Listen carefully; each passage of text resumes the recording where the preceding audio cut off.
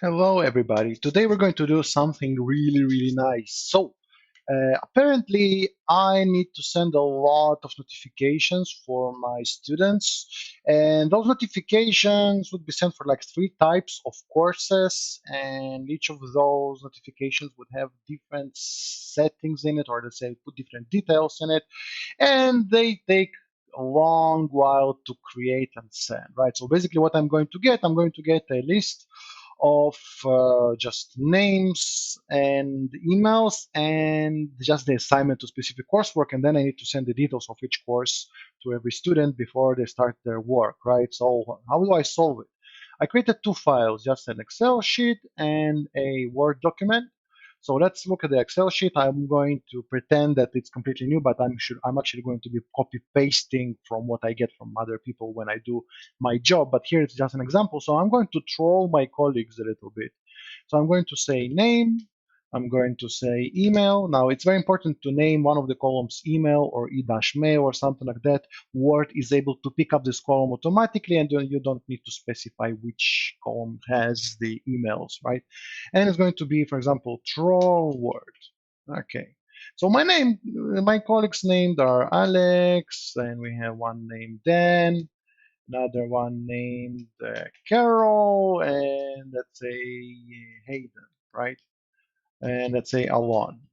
So uh, I'm going to replicate it a couple of times, and I'm going to spam them later on. So the troll word would be you, and then it's going to be R, and then troll, you know what, Bing, and I'm going to replicate it here, and so on. I'm going to say troll, right? So what I'm going to have now is actually different words used for different types of email that I'm going to send. And imagine that I need to prepare those emails right now manually. Those would be 4 emails per type of the word that I want to deliver. So let's say this is a message, right? Now, off screen, I'm going to fill in the emails. I don't want to expose the emails of my colleagues here, and they wouldn't show up later. But the idea is you need to close the Excel sheet when you are ready to create your announcement. So I'm going to do this off screen, just fill in the emails and close the file. Okay, so now the file is saved, and I'm going to prepare here a little bit of a template. So I'm going to say, for example, hi, and then it's going to be someone's name. So I'm just going to put a comma over here. Uh, this This is an example email for testing mail merge. The secret word of this email is, and thank you, Alexei. Okay, so basically we are going to mail merge. Now this is right. And this is going to be email merge, and this is going to be email, right? So basically, we have ourselves here a little bit of a template, and we need the Word to fill in all the details that we want to select from the Excel sheet, and we want it to be sent to a specific recipient, right?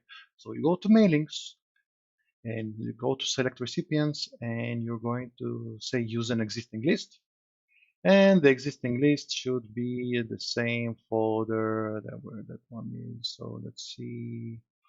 I'm going to select my OneDrive workflow, active, and then temp test. Right. So temp test and it's going to be details. And immediately it's going to ask me what sheet to use for mail merge. So I'm going to be only one sheet. Usually, even if I get multiple Excel files, I'll create a new one in order to create this mail merge. It just takes copy paste, but then at least it's organized, right?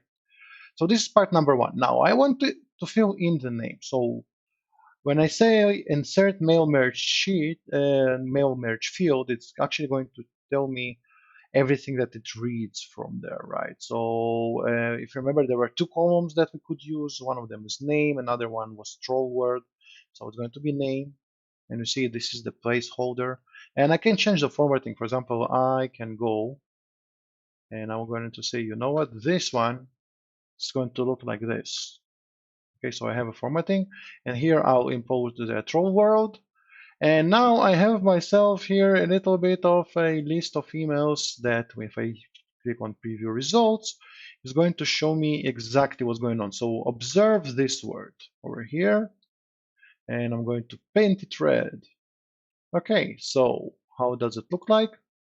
It looks like this. You see, it changes everything. So I can preview everything. We can validate that everything is fine. And now I click on finish and merge, and it's asking me, well, what do you want to do? You want to print a bunch of documents that have unique values in them, which is pretty useful in last century, or send email messages. So if you have Outlook, that's going to be enough. So now, okay, so one of the columns was a little bit weird, right?